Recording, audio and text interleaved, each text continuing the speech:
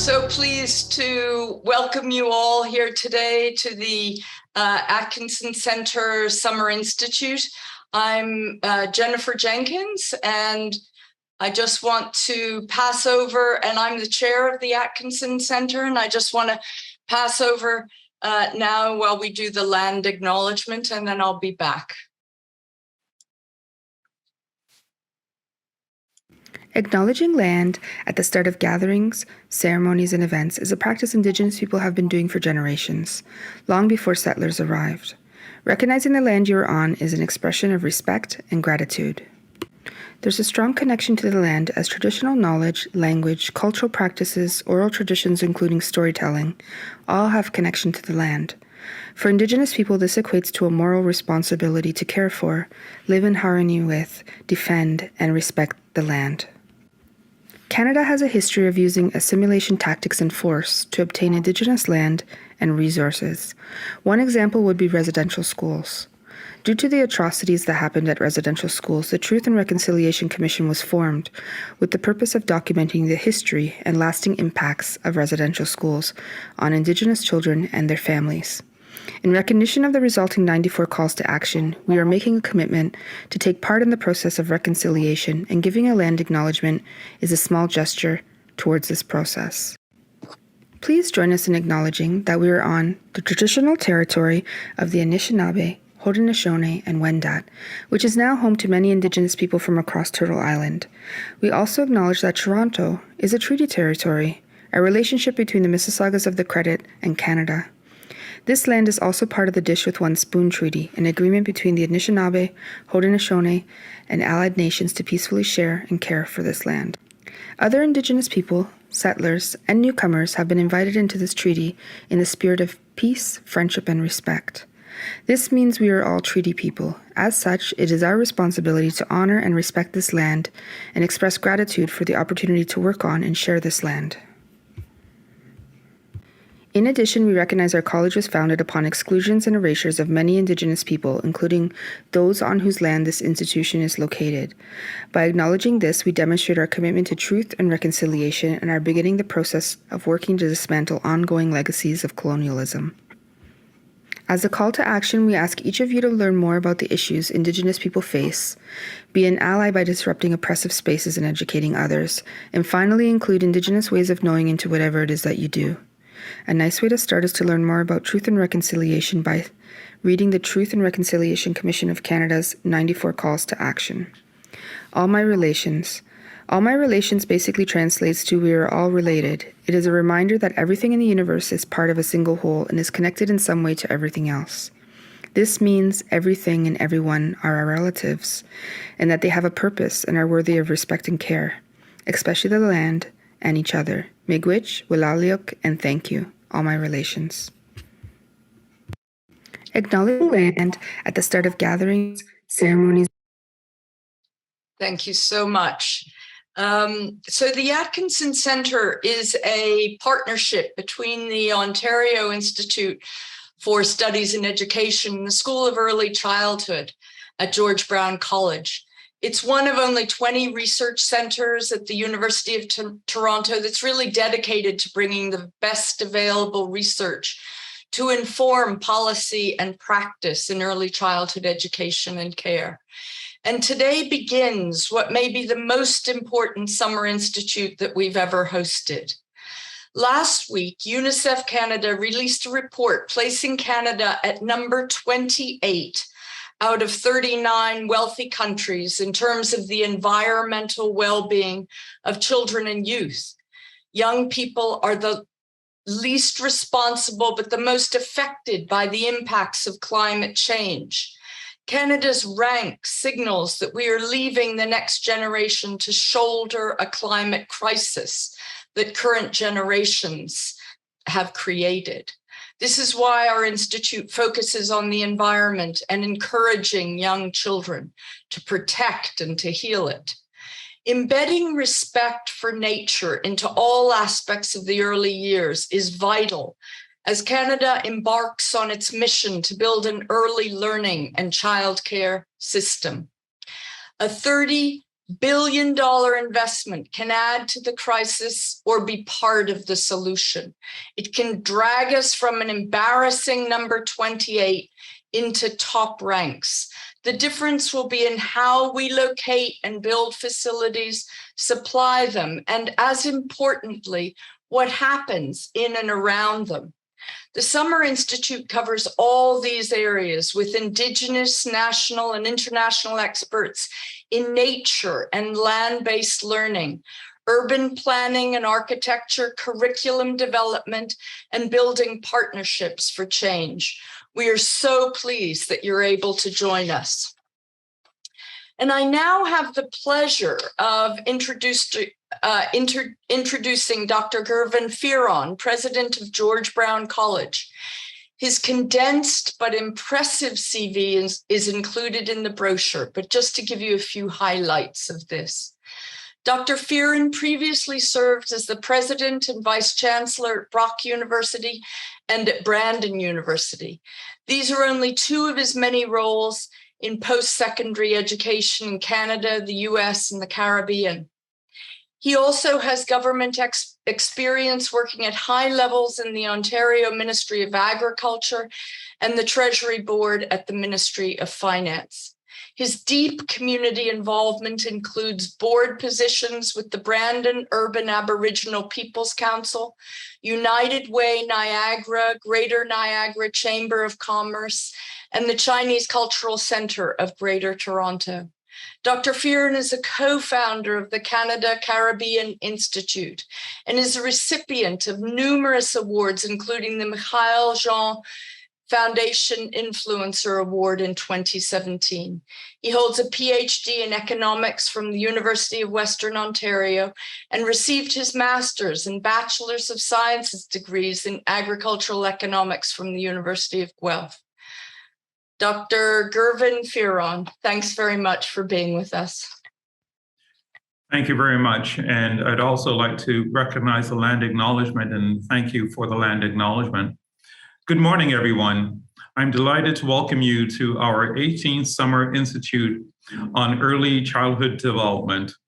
This is an annual collaboration between the School of Early Childhood at George Brown College and the Atkinson Centre for Society and Childhood and Child Development at the University of Toronto's Ontario Institute for Studies in Education.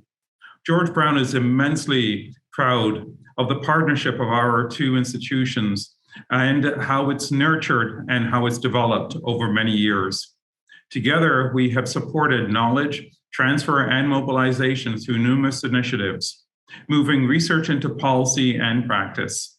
This year, both our institutions are delighted to be partnering with the Centre of Excellence in Quebec to bring you this exciting institute.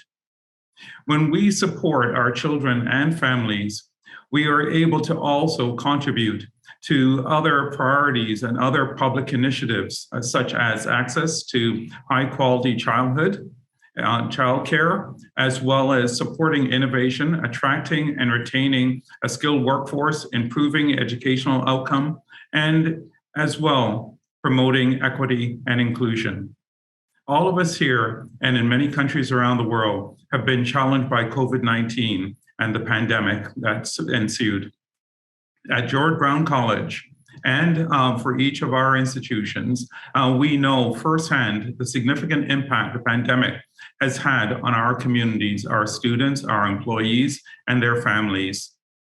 We also have seen the remarkable ways the 150 educators working at our 12 lab schools have come together to support children and their families under these stressful conditions. I know you join me in recognizing these educators, and indeed all educators in our sector, who have been extraordinary during these times. For this year's Summer Institute, we are focusing our attention on the environment. Together, we will explore the role that we play as educators, researchers, policymakers, practitioners, and advocates in recognizing the importance of environmental education in early years sector.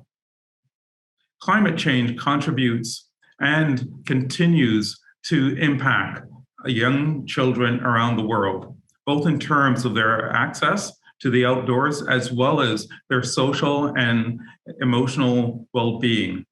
It is vital that environmental sustainability is embedded into every aspect of early years, from the environment children learn in to the education young children receive about the importance of climate action as well as sustainability.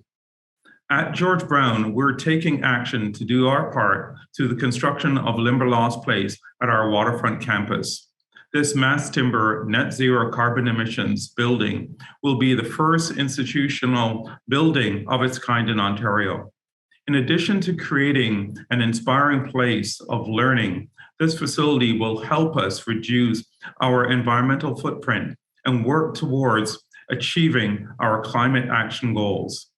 Limberlost Place will also be home to the Brookfield Sustainability Institute, a research and innovation hub focusing on addressing problems relating to climate change.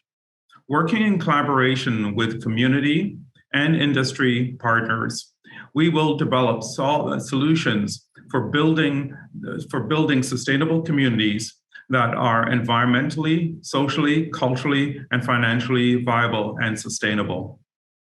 We're also very, very proud to share and to inform you that Limberlost Place will house our 13th Lab School Child Care Center, serving families in Toronto's East Bayfront community, as well as enhancing the incredible work that's also done at the other lab schools across George Brown College.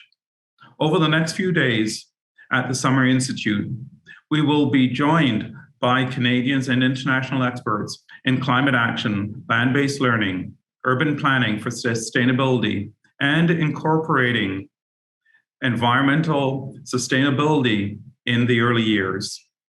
We look forward to learning more from their expertise and knowledge as we come together to propose solutions to the challenges ahead. On behalf of our colleagues at the Atkinson Center, at the Center of Excellence in Early Childhood Development, we wish you and an incredible time period at the Institute, as well as an engaging and productive next few days at the Summer Institute. Thank you. Merci. Miigwech. Thank you, Dr. Firon. That was very powerful and meaningful, and it launches us into our first day. Thank you.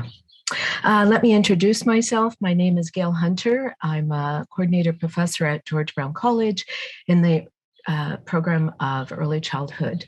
I've been there now for 32 years. I've been in the childcare industry for 42 years, and approximately 42 years ago, I started a company in alternative energy where I taught children about renewable energy, global warming, and that includes solar energy, passive, active, biomass dams, etc. And I'm just so beyond words and with excitement in being able to be the moderator for this panel. It brings together many threads of my life. As well, I'm an advocate and a expert in, or a specialist in anti-racism and anti-oppression. So my three threads are being pulled together. So today's focus on climate change, advocacy, and activism within the early childhood years from varying perspectives and approaches today. And just a quick overview, the impact of climate change will be felt across the world and with varying degrees of severity. And most often, they are the racialized communities and countries that are facing the most severe climate change. These changes will impact the day-to-day activities and livelihood in general of our populations, children and future generations being the blunt impacted by the blunt, will be the blunt force, will receive the blunt force impact of these changes. In today's world, children are growing up while dealing with an environmental uncertainty caused by anthropogenic activities. Furthermore, they are living with the knowledge that this is the world that generations before them, the generation that brought them into the world, has left them. Join us and our expert panel discussion as they speak about the importance of incorporating sustainability into the early years. And I will now introduce the panel.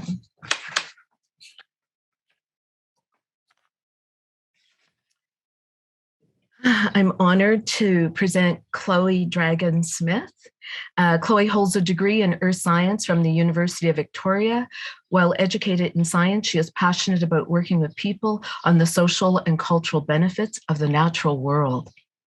Chloe Dragon-Smith was born and raised in Yellowknife. She is a child of Brenda Dragon and Leonard Smith and the granddaughter of Jane Dragon. She grew up close to her Indigenous cultural values and learned traditional skills for living on the land. The women and men of her maternal lineage lived, harvested, ate, shared, struggled, loved, and died on the land in the boreal forest of northern Canada. Chloe cares about revitalizing Indigenous systems of self-determination, systems of living, learning and management, economies, and governance. As a mixed blood person, she feels constant responsibility to bridge barriers and help create balance however she can. She is co-founder of an outdoor learning initiative called Bush Kids, located in Yellowknife. She now lives on the land full-time with her partner in Wood Buffalo National Park, where they are full-time harvesters and co-owners of a small business, BD+C, for the land consulting services. And an interesting fact about Chloe, she was named a 30 under 30 environmental educator. She received an educator's award by the North American Association Environmental Education. Now I will introduce William. I will introduce all three panelists, and then Chloe will begin. Next, we have William. William is a green buildings and decarbonization expert. He holds a building engineer degree, a graduate certificate in sustainable carbon management, a climate fellowship from Cornell University. William lives on Chief Dry Geese territory in Yellowknife, where he has witnessed the impact of climate change on a daily basis. Such things as thawing permafrost, higher precipitations leading to buildings collapsing, thinner ice shelf, erratic fish populations, just to mention a couple. William merges his passion for design, engineering, climate advocacy, sustainability, and research. Areas of research: biochar, pyrogenetic, carbon captured storage, renewable energy production, decolonization, and energy storage solutions for northern locations. And an interesting fact about William was named a top 30 under 30 sustainability leader by the Corporate Knights magazine. And lastly, we have Chúk Odenigbo. Chúk is a Franco-Albertan from Calgary. He has completed his undergraduate studies in environmental science and chemistry, his master's degree in environmental health, and his PhD in medical geography. Chúk is passionate about the ways in which the environment impacts human health and the role of justice in understanding of how our societies function.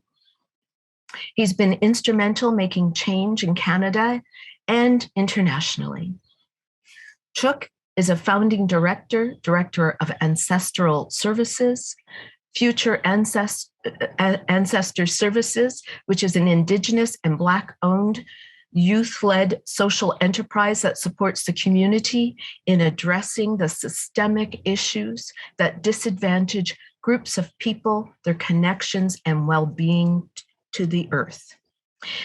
He focuses on environmental climate change outside of his work. He is involved in movements to reimagine and recreate societal structures and systems for the well-being of our kin. human and non-human. And an interesting fact about Chúk, 3 times he's been named top 25 of 25 environmentalists under 25 by the starfish community. As I said, being the moderator of this panel just brings together all of those elements I've focused on all my life, and I am just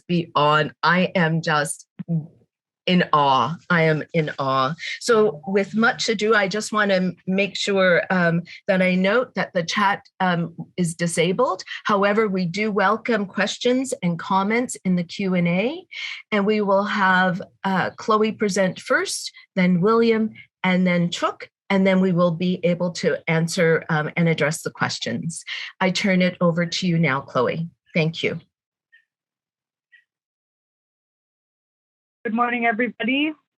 It's Laneteta, Suzy Chloe Dragon Smith Soulier, Denende Gasti, Setsi Ama Brenda Dragon Houlier, Setsi Aba Leonard Smith Houlier.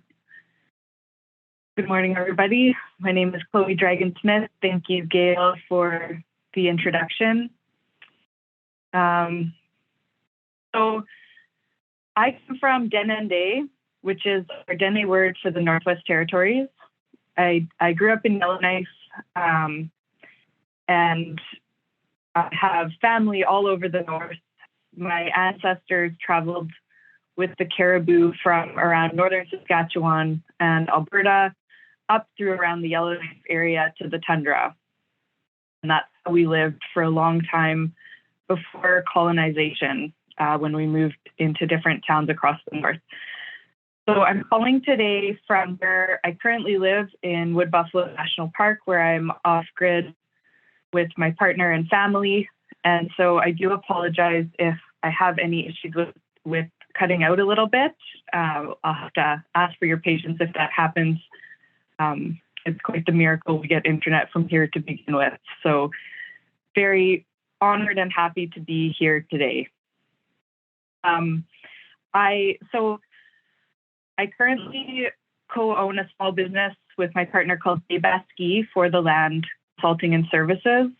So we do all kinds of work with the foundation of land. And I co-founded a small business as well called Bush Kids, which is an on-the-land learning initiative based in Yellowknife. I will share a little bit about Bush Kids and also my perspective on what I've learned about working with early years, as well as spending a lot of time in conservation and climate change circles. And Will is just so kindly doing my slides for me because of my internet connection. So Will, I'll just ask you to switch to the next slide, please. So the quote on the screen says, "Where do you begin telling someone that their world is not the only one?" And it's a quote by Lee Miracle.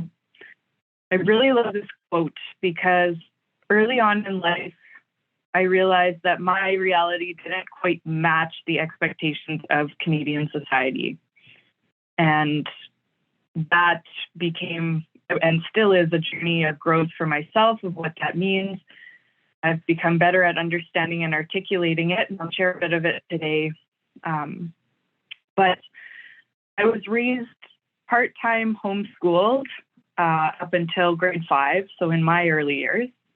And I spent a lot of time with my family, learning on the land from our worldviews and being connected with the lands that we've always been connected with. I came to the fields of conservation and earth science because they made sense to someone that loves the land and wanted to remain connected through a career. But I never quite fit in with the expectations of those fields either. And I will say that through the whole journey, I really have found that how we teach and raise children as the foundational solution for so many societal problems. And I always come back to that. So I think that this conversation about early years and the work that many of you on the line do is so important, and I think this is where we do need to be having the conversation about climate solutions. Next slide, Will.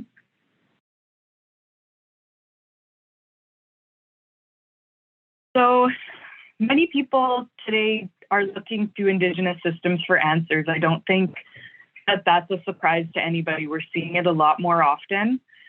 And the research is very clear in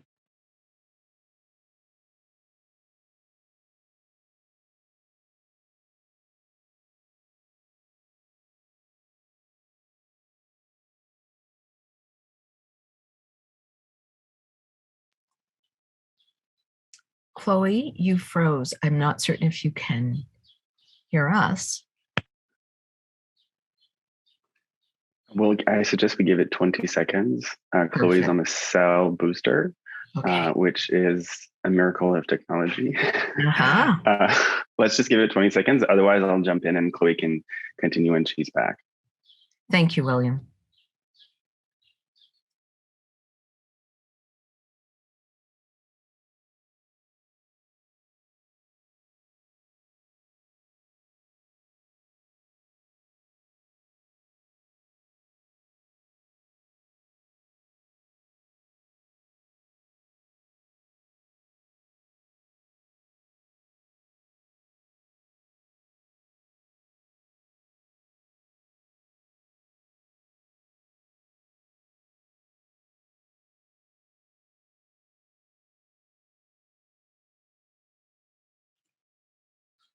And while we're waiting, it's just a reminder to get those questions and comments in the Q&A so that we have them to be answered at the end of the session.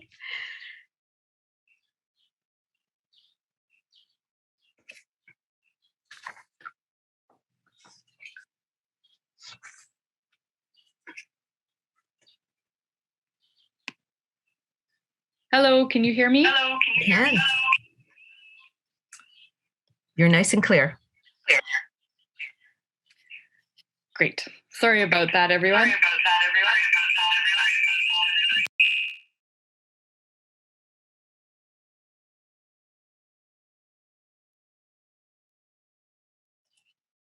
I think your mic might be off, Chloe.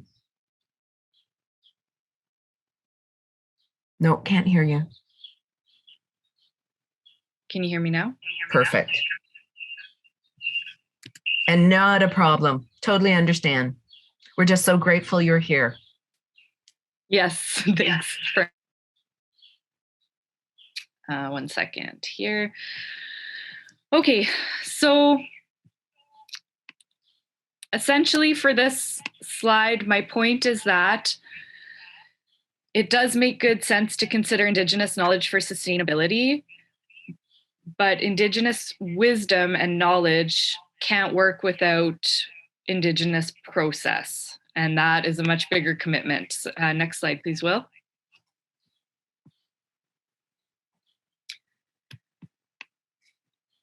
So Indigenous worldviews or Indigenous philosophy is our way of thinking, doing, being, making decisions, how we govern ourselves and our societies and our families. So it really includes everything. And the thing to understand about Indigenous worldviews is that they evolved here on this land. They evolved with the other species and the land around us. And that's where people have come from, cultures, languages, and of course, the knowledge that does come from that culture. The other thing that's important to understand is that Indigenous worldviews are not singular. So they vary and can vary quite a lot across nations. Even in the Northwest Territories, there can be pretty big differences between Indigenous worldviews.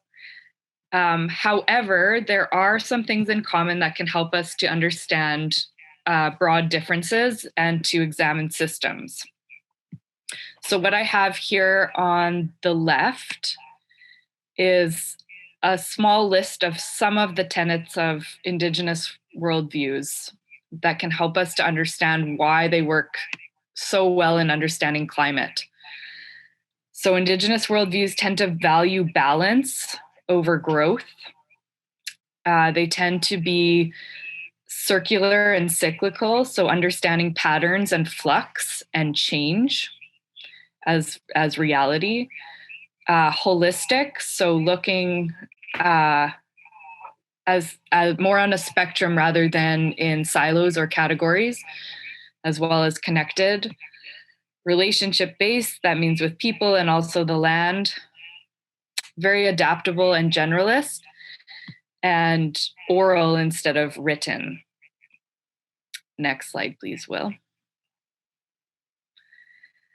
So Western thinking looks at climate change as the defining problem of our time, and we hear this all the time. That's why we're all here. There's lots of talk about climate change, and it is happening, and it is very important. Living on the land here, we see climate change all the time, and it's very concerning for us as people, and especially for the animals that we share this space with on the land. However, I don't see climate change as a symptom through the primary problem through my worldview, but rather as a symptom. And the primary problem being a lack of relationship with each other and the land. And that's caused over time degradation in lots of different aspects of our society. And I think, that to me makes sense when we see collapse on so many different levels: economic, we see pandemics, we see crises in governance, as well as just how we relate to each other individually. So I think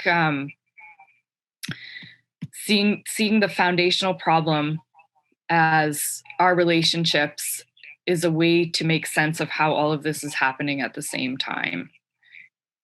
Okay, Will, next slide.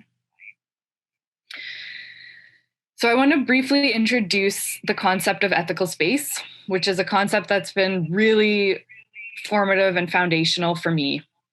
It's in some ways a really simple and powerful concept, but in other ways it's quite complex. And so I just want to bring your awareness to it because we don't have a lot of time on this webinar, but I think it's important to understand that it's out there, and I will share some more resources on the next slide that you can explore further if you are interested. So essentially, ethical space is recognizing a dichotomy between worldviews and putting a name to this rift in systems. And ethical space can occur between any different cultures, but the ones that I'm considering here are Indigenous worldviews because they originated here on this land, and Western or Eurocentric worldviews because that's what we see is mainstream in Canada today. So this picture in the middle is of a wampum belt.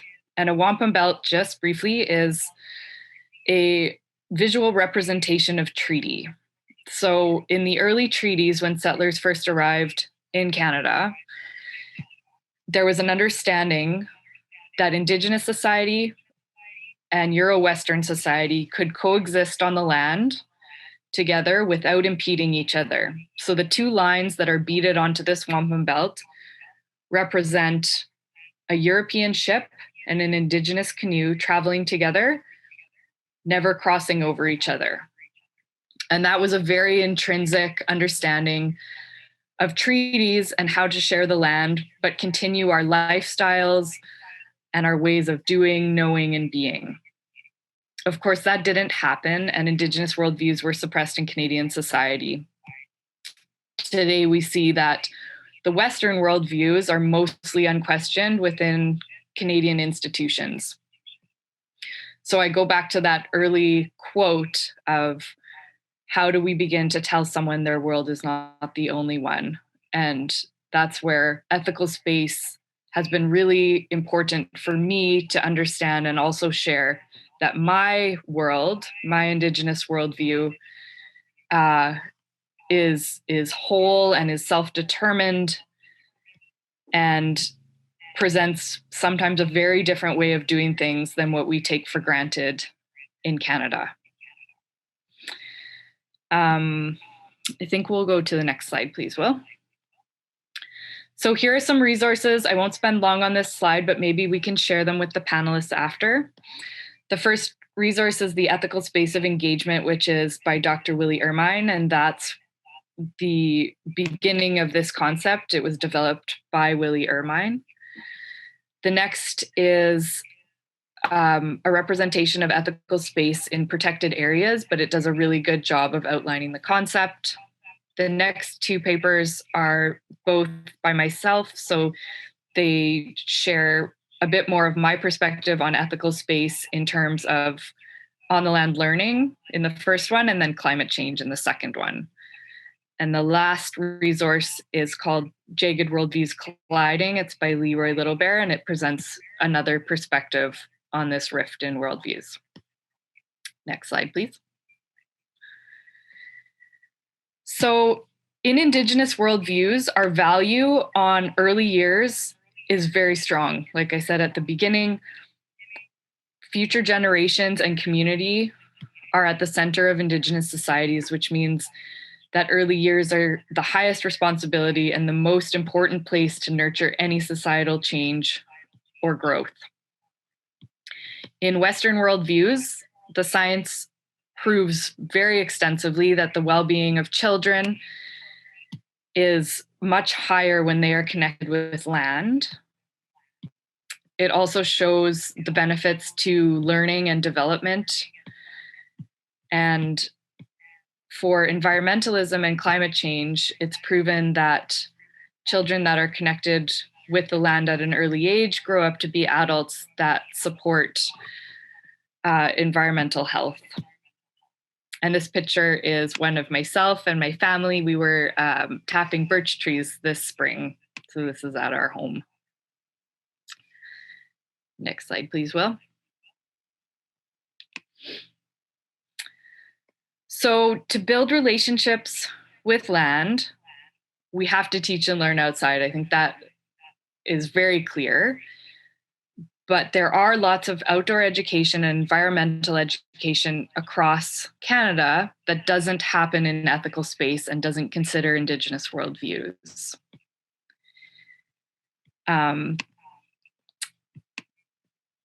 That ethical space and the Indigenous worldviews that place high importance on early years, as well as are very well positioned to understand climate change, means that creating that balance in society where we value Indigenous process and worldviews is a foundational solution for climate change. It's a foundation for good learning and for overall healthy people and land.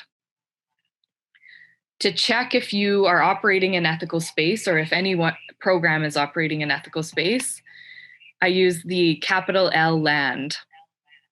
So land means people, it means language, cultures, and knowledge systems. So just getting outdoors doesn't always include all of these things. For instance, just on the importance of language, Indigenous languages are very verb-oriented and action-oriented. And so when using Indigenous languages, we have a different way of relating with land that allows us to participate as part of land and at the same time to break down silos and think in terms of that flux and change. And so having language as part of our learning on the land is very important for that worldview. Next slide, please. So Bush Kids is the outdoor learning initiative that I co-founded.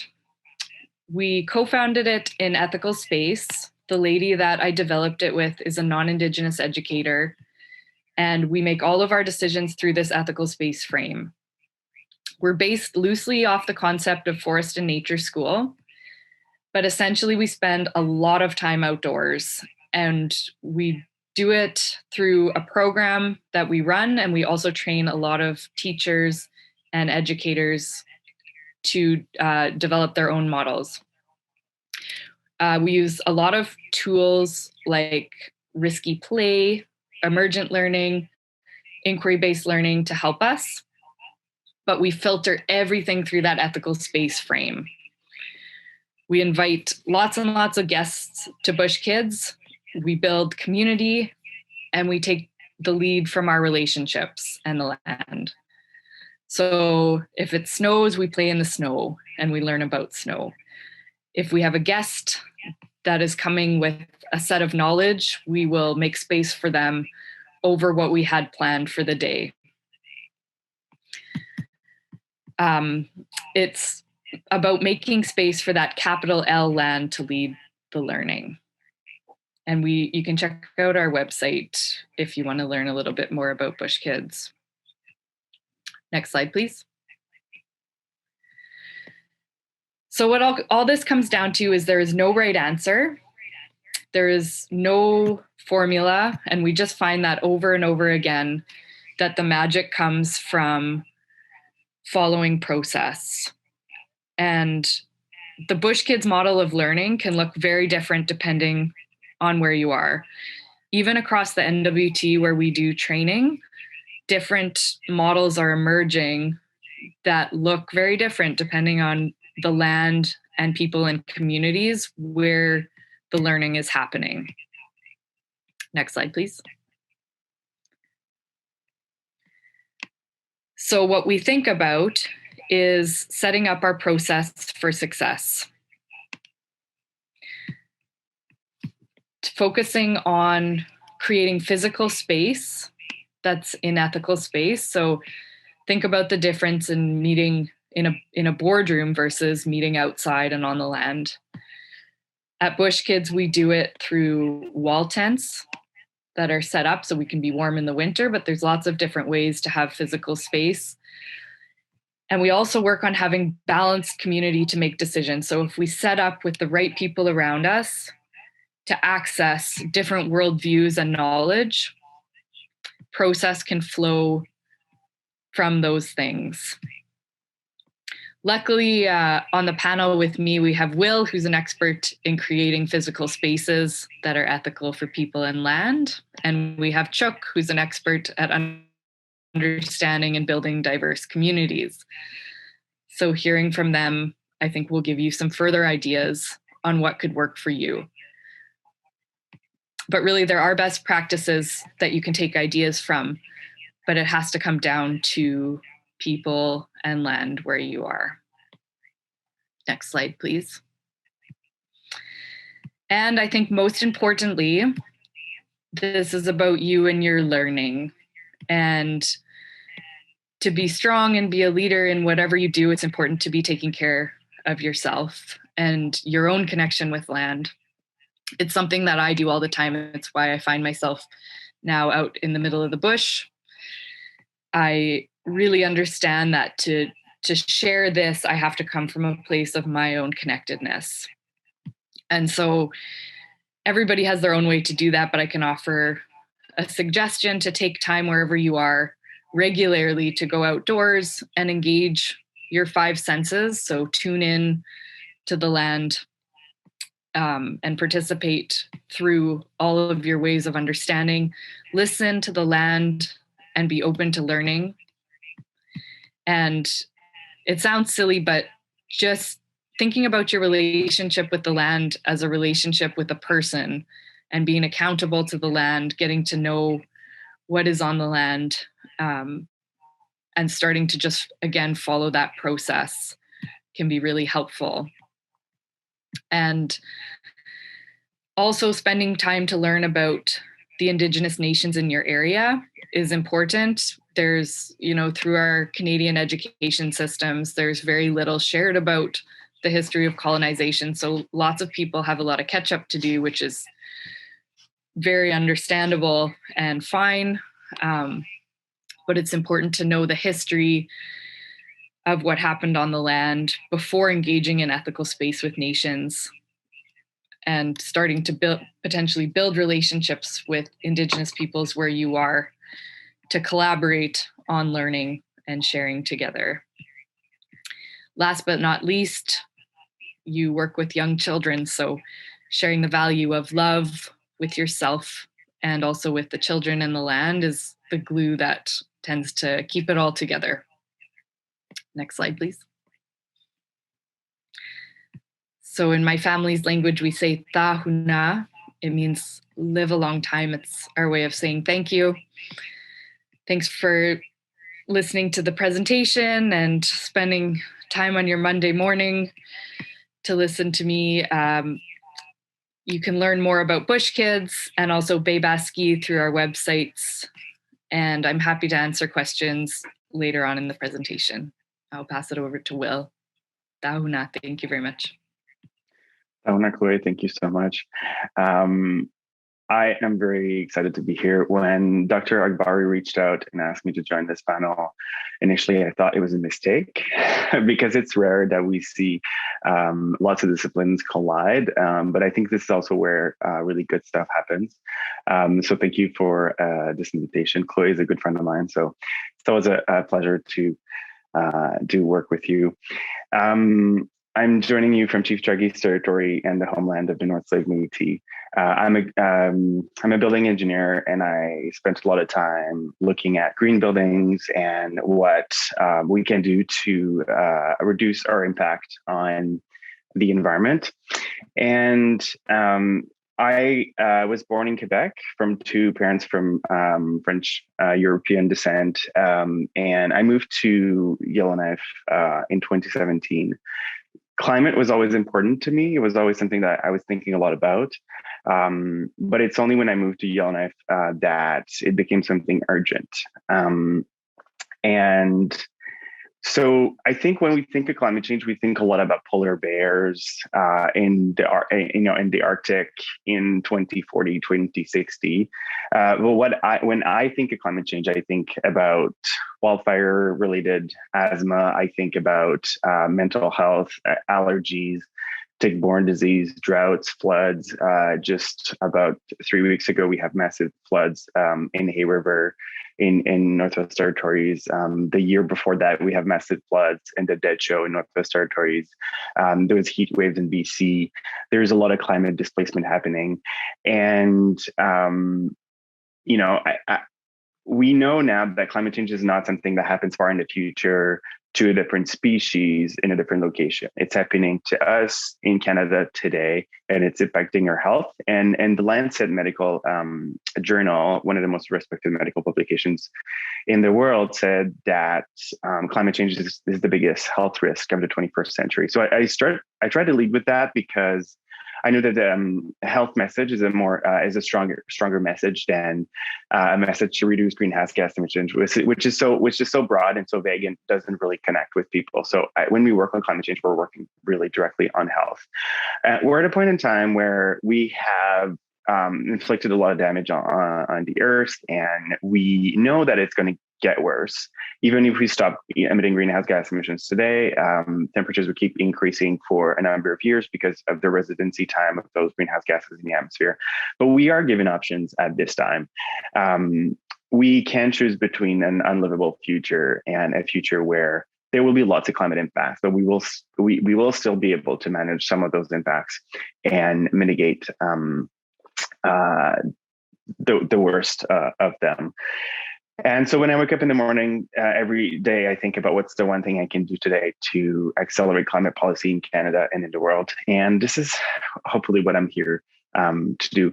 So I think about those climate futures that we can choose every day. And what I'm hoping to offer here, I am in no way an expert on early childhood education. I'm an engineer. I basically mostly work with old white guys who are really technical and do calculations for a living.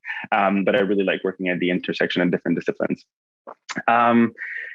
Just about a month ago, I resigned from the government of the Northwest Territories. I was the climate change strategic lead there for the Department of Infrastructure. It was actually reported in the news when I resigned. You can find that online. I was a bit frustrated with the pace at which climate was progressing, but I would like to paint to you a picture. So on the left-hand side, we have the Tsautini building, which is a large government office space in Yellowknife. And you walk in, there's basically elevators, and then it's just floors and floors of office spaces. That's downtown Yellowknife. And then on the right-hand side, we have La Maison du Développement Durable, Center for Sustainable Development in Montreal. You walk in and it's a large open atrium. There's a conference center, there's a coffee shop, everything is made of wood. And there's a lot of meeting spaces, and it's a really convivial and fun place to be in. And I think this just clashes, I think a building can incentivize innovation, collaboration, or just really kill it and shut it down. I think that's really important to have in mind. Same thing for office spaces. So here on the left-hand side, we have a typical office space with a view of, it looks like buildings outside with a gray carpet and neon overhead. On the right-hand side, we have a building with a little bit of wood in the architecture, and we have a direct view on the outsides. But the function of the building isn't really different from the one on the left side, but I bet that most of you would prefer working in the one on the right-hand side. So I think natural materials and natural views in a building are just leading to better work. Humans feel better. On the left-hand side here, we have the Yellowknife Public Library, and I don't want to bash too much on it. It barely has any windows, and it's downtown Yellowknife. On the right-hand side, we have big open spaces, lots of wood, and natural views at the McGill, Burke's Library, and HEC Montréal. I want to talk about frost fences. So I've seen I was thinking about, okay, what do daycares look like? And here in Yellowknife, most daycares are surrounded by frost fences. I would like to paint a different picture. A couple of years ago, I was interning for a large engineering consulting called Integral Group, and Integral has designed a lot of green buildings, probably the greenest buildings in Canada. This is a childcare center in Burnaby. The building is made of wood. It's just a beautiful open space with views to the outside, lots of wood, lots of natural materials, lots of safe risks for kids to play in, direct connection from the outdoors to indoors, a very open space that is just here it's a really tamed natural environment, but I think it's a good step in the right direction in terms of bringing daycare into nature. This is another daycare that I find really inspiring in Holbæk, Denmark, by Henning Larsen.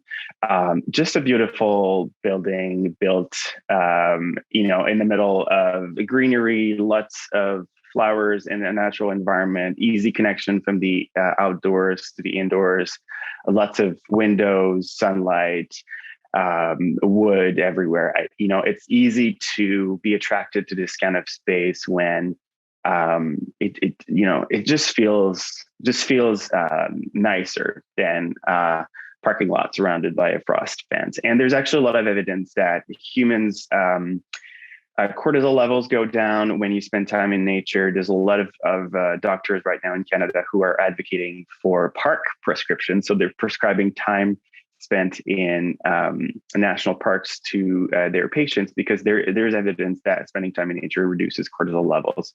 So I think it leads also to more creativity and growth when you spend time in a natural environment. What I like in this building is that the indoors is brought outdoors and the outdoors is brought indoors. So there is this continuity between outdoors, indoors, which just kind of draws you to spend time in nature. We see that on this site plan here, most of the site is natural, and only less than a half of the quadrant is for built spaces, so buildings. And I'm pretty sure all of you would prefer having your kid spend his days there than their days there than in a concrete block. Here we see that from the beginning that that daycare in Holbæk was planned with natural spaces in mind. So there's a lake nearby, and I think it just makes sense to design this way. So basically, in a nutshell here, I think there's three elements for a green daycare. think about bringing the outside inside and the sorry, pardon my French, the outdoors inside and the indoors outside. Lots of gathering spaces to eat, to learn, to play, to have tea, have snacks, and also lots of natural materials. So wood, fur. I think it's really important to honor the natural environment and reduce our consumption of fossil fuels as much as possible. So that means a reduction in plastics and steel. So how do we understand the green buildings lingo? I was thinking about the audience here. I'm assuming most of you work in daycares or in that sector. And where do you start to understand what's the difference between a LEED building, a passive house building, a living building challenge, net zero energy? What does it all mean? I don't think you should spend too much time on that. What I would like to say is basically that we know that even if tomorrow morning everybody was to build LEED buildings, it wouldn't solve climate change because we would continue emitting greenhouse gas emissions. And all those systems are iterative and incremental. And what we need to fight climate change is really something that is leapfrogging all this reducing our greenhouse gas emissions. In the 1990s, early 2000, the message was really on reducing our greenhouse gas emissions, right? We wanted to reduce our consumption, to do more recycling, change light bulbs, and reduce. But I think this mindset is a little bit flawed and a little bit rooted in cognitive dissonance. What we need to do is really eliminate greenhouse gas emissions. We need to eliminate and bring to zero our greenhouse gas emissions. And that's something that's really hard to wrap our heads around for a lot of people. It's very clear in the science that we need to eliminate our emissions by 2050 and halve them, so bring them down by 50% by 2030 based on 2010 levels. So whatever green buildings certification system you choose is up to you. But I would like to offer some other guidance. So we know that for any building, we spend about $3 per square foot per month on utilities, $30 per square foot per month on mortgage or rent, and $300 per square foot on payroll. So increasing energy efficiency, so changing light bulbs, yes, will have a little bit of an impact. But creating a safe space and a comfortable space for your staff and kids to be in has a much higher energy efficiency payback.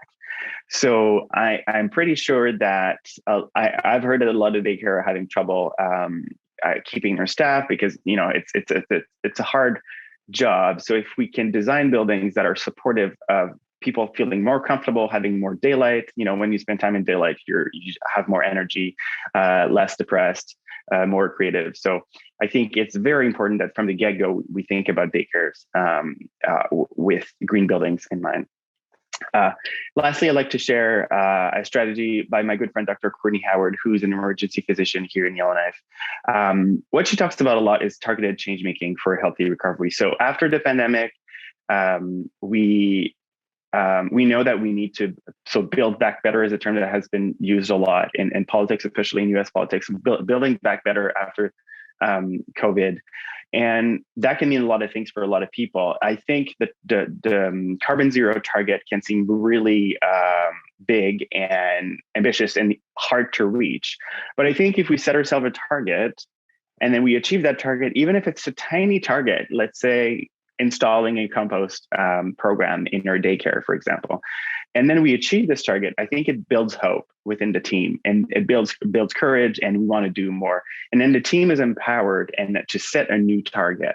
And then we set a new, bigger target. And I think, so Bill Gates once said, we overestimate what we can achieve in 2 years and underestimate what we can achieve in 10 years. And I think it's really true. So if you want to green your daycare, where do you start? I think starting small is okay. I think setting it too big of a target might discourage your staff and your team. So starting small is okay.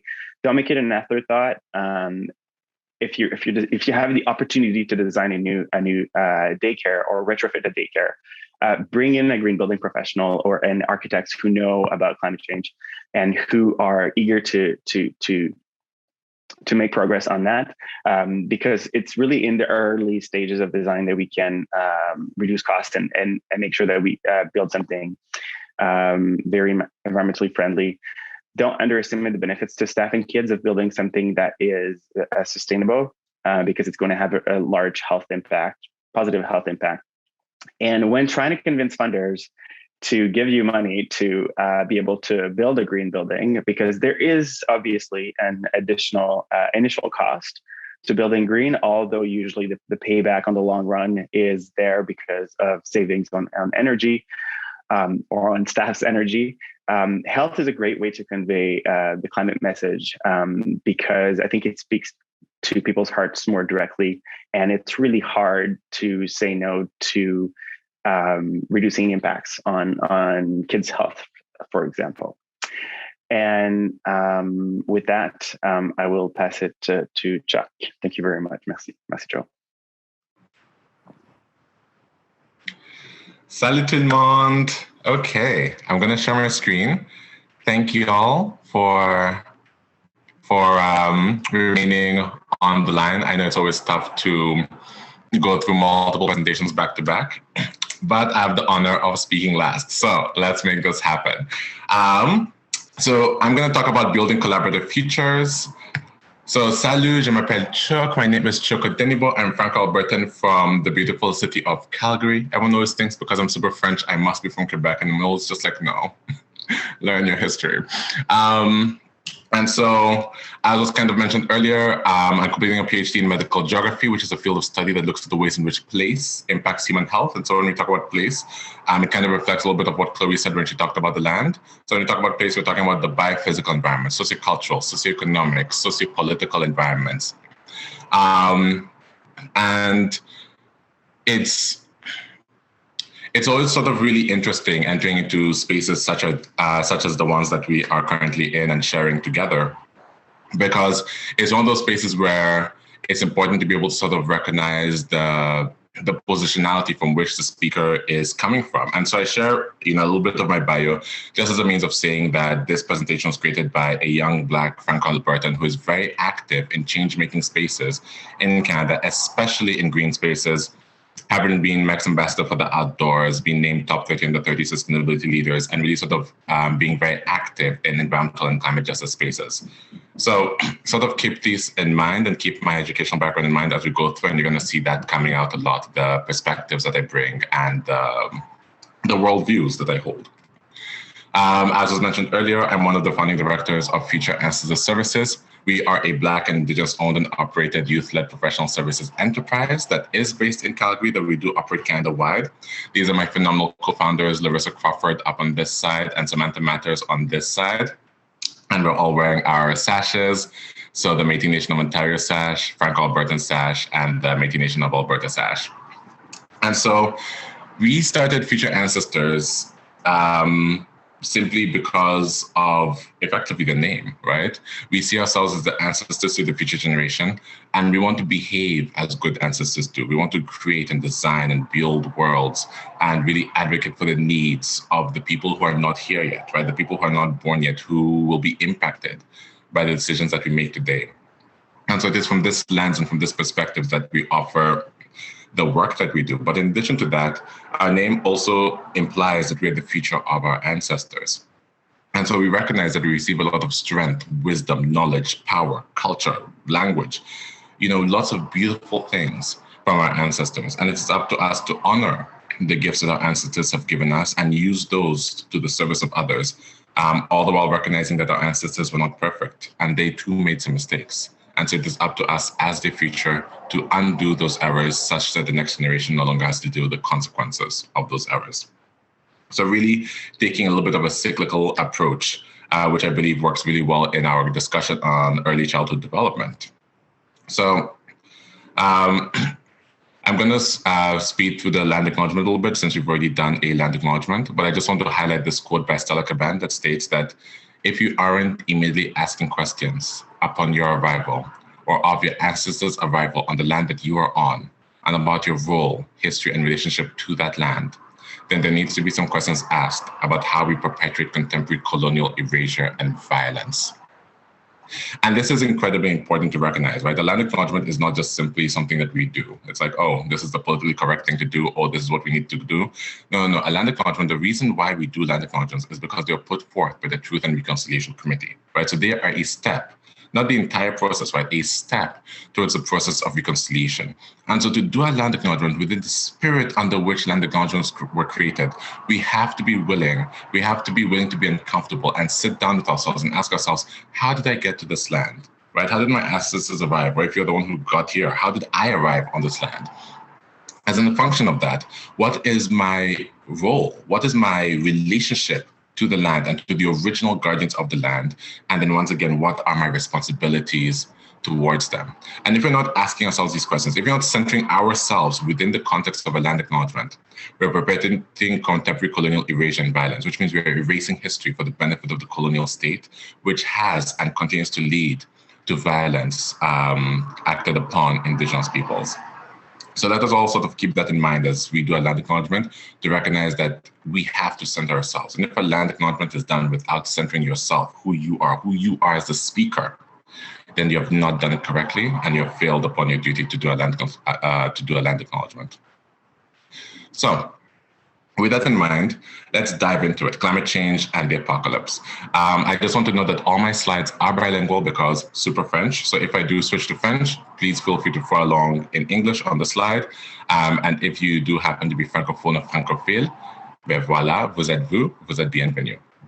So I want to start by saying climate change is apocalyptic, right? So Chloe talked about climate change. William talked about climate change. It's all being described. So I'm not going to re-describe climate change. But let's talk about the concept of an apocalypse, right? Oftentimes when we imagine the future, we think of an apocalypse, right? A lot of science fiction, dystopian futures, we see alien invasions, the world being destroyed, et cetera, et cetera, et cetera. And so if we go back to the concept of an apocalypse, right, we use the term to refer to any larger scale catastrophic event or chain of detrimental events to humanity or nature. Right, so whether you see climate change as the problem, in which case this is a larger scale catastrophic event, or whether, like Chloe, you see climate change as a symptom of multiple smaller things, i.e. a chain of detrimental events, climate change is still a catastrophic event. And so in present-day Canada, apocalyptic imagery, as I mentioned, is associated with environmentally degraded worlds rapidly collapsing into social chaos, revolution, anarchy, oh my goodness, death and destruction.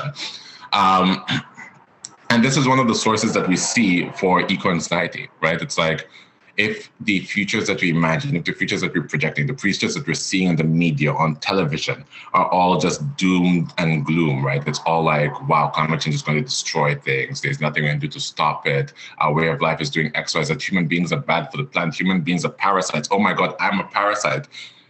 That's destructive. And so we are perpetuating the myth of the apocalypse by simply by continuing the apocalypse. But also, once again, if you hear my language, we keep talking about this as if it's a future event. Climate change is apocalyptic. It will happen in the future. We'll have an environmentally degraded world in the future. But that's not necessarily true, right? The impacts of climate change do not affect everyone equally. They're intersectional, right? We recognize that Indigenous folk are more impacted than non-Indigenous Canadians. We see that Black Canadians are more impacted than white Canadians. We see that women are more impacted than men. Trans people are more impacted than cis people. Francophones are more impacted than Anglophones in the Canadian context specifically, et cetera, et cetera, et cetera. And so when we recognize the impacts of climate change and the ways in which we experience climate change are also in very strong function linked to the identities that we hold, we then start to realize that not everyone is living in the same reality, right? Chloe talked about ethical spaces. Chloe talked about different worldviews. If we're able to recognize that our worldview is not the only worldview, we start realizing that other people live in different realities, regardless of the fact that we share the same physical space. And even then, a lot of times, as we saw in Will's presentation, we don't actually share the same physical space. And so in recognizing that climate change is intersectional, we start to see that instead of fearing apocalyptic futures, certain people are already living in apocalyptic present, right? For certain groups of people, for certain identities, the present day reality is apocalyptic, right? This fear of an alien invasion, where have we seen that before? Oh, colonization. This fear of zombification. Where have we seen that before? Oh, slavery, right? So we see a lot of the apocalyptic things that we project into the future currently happening. We fear the impacts of climate change, whereas some people are already living those impacts on a day-to-day basis, not a flood once a year, not a tornado here and there, but quite literally day-to-day living the impacts of climate change. And those impacts could be direct, via melting ice caps and not being able to hunt your traditional foods, or those impacts could be indirect, such as living in urban heat islands where your entire neighborhood doesn't have a single tree because trees increase the price of housing. And the price of housing in your neighborhood increases, it creates gentrification. And so you actively avoid allowing trees to be built in your neighborhood. And so this brings me to this beautiful quote by Greta Thunberg, Luisa Neubauer, and Angela Valenzuela. They stated in a written piece that they did that, after all, the climate crisis is not just about the environment. It's a crisis of human rights, of justice, and of political will. Colonial, racist, and patriarchal systems of oppression have created and fueled it, and we need to dismantle them all. Our political leaders could no longer shirk their responsibilities. And so if we think about moving forward, and this is the reason why I spoke last, is because I'm focusing more on the future than sort of the present day reality. We start thinking about how can we design these future worlds, right? And there's power in being able to imagine a beautiful future. Because when you're able to design future worlds and legends, you're then able to create a way forward for people in the present. You're then able to combat things like eco-anxiety. You're then able to combat things like apathy, because you're able to say, look, things can actually get better. Not just a generic things can get better, but here is how things could look if we all wanted it to, right? And so this assists with social change in actions. This creates space for dialogue about past, present, and future, but it also allows us to explore multiple alternative futures. And this is a key part, because oftentimes, one of the impacts of colonization that is still felt today, and that we still continue to feel because we still keep perpetuating it, is that there's only one way of being, one way of doing, one way of existing. And so there's only one future that we can come to. And so while we can collectively sort of steer ourselves towards the future, we all have to have one future. But if we recognize that we're living in multiple present day realities, we then need to recognize that we need to create and design multiple futures. And the powerful thing is when we're able to clearly imagine the future, we can actually pull in elements from the future into the present, thereby gearing us towards having these futures. And so with that, I want to offer up two tools to reimagine the future, right? Because one of the things that we want to avoid doing is we want to avoid colonizing the future. We want to avoid having that narrow mindset of thinking about the future only within the constraints of standard sort of colonial Western thought. And so to do that, we need to look at alternative ways of exploring the future, look at other knowledge systems. As Chloe sort of highlighted, in ethical spaces, you're looking at other ways of being, other ways of doing, other knowledges, not to prioritize one over the other, but to acknowledge that multiple exist and to use them to design beautiful futures. And so the first one I'm going to share is Afrofuturism. So Afrofuturism speaks to visions of the future, including science, technology, and its cultures in the laboratory, in social theory, in aesthetics, et cetera, but all these from the perspective of African diasporic communities. So essentially, Afrofuturism takes what it means to be Black and projects it in the future. We're asking questions about Blackness in the future. We're asking questions about what it means to be a racialized person in the future. And so in all of Afrofuturism's many forms, questions are projected about the Black experience into the future. And so effectively, to really cement this in, I want to share a little bit of an example of Afrofuturism. So this is a book called The Comet by W.E.B. Du Bois. And so basically in this book, and as you see in many sort of futuristic novels, a comet strikes New York City and it kills almost everyone in sight, right? But then you have a survivor, his name is Jim Davis, and he's a Black man. And so Jim Davis is searching through the rubble for other people because he's like, oh my God, am I the last human left on Earth? A comet has struck, it's hit New York, everyone's dead, everything's demolished. We have our apocalypse. And so he's searching through the rubble, trying to find other people, and eventually finds and rescues a white woman named Julia. He finds her sort of like buried in like a bank vault. So she was able to save herself by sort of being underground. And they share their shock and grief, soon realizing that they might be the only two people remaining on the planet, right? That's scary. And so that bonds them together, right? The circumstances force Julia to reconsider her pre-Comet racism. And she states in the book how foolish our human distinctions seem now. And so Jim and Julia quickly develop an intimate bond, and then they start talking about their duty to maybe repopulate the earth. And soon after, they then encounter a group of white men, Julia's fiance amongst them. And they tell Julia that it was only New York that was destroyed. The rest of the world is still intact. The comet just hit New York and nowhere else. And in an instant, Julia relapses into her pre-Comet white life. Right? She's indifferent as her companions hurl racial slurs at Jim, and suddenly he's unimportant to her. And she never looks in his direction again as she goes off with her white counterparts. And she leaves Jim alone, struggling again to sort of get out of New York to find a community that will accept him. And so the purpose of Afrofuturism is to question what the race looks like in the future, right? When we talk about the future, we'll talk about we need AI. Fantastic, artificial intelligence, great stuff. Afrofuturism asks two questions. Ask A, will robots hold and adopt and absorb the same racial biases that we see in society today? And the second question Afrofuturism asks is, will robots ever need to have a civil rights movement? Right? Will we arrive at a point where robots need to have a civil rights movement because we are perpetuating slavery, but through technology? Then, we have the question about zombies, right? If we have a zombie apocalypse and the zombie is via disease, well, we've seen with COVID that even though Toronto is only 51% racialized, 80% of COVID deaths were amongst racialized people, 80%. And that's not because racialized people are just more inherently biologically geared towards dying from COVID, right? But it then speaks to sort of the circumstances under which Toronto has structured itself such that racialized people are in a position where COVID would kill them.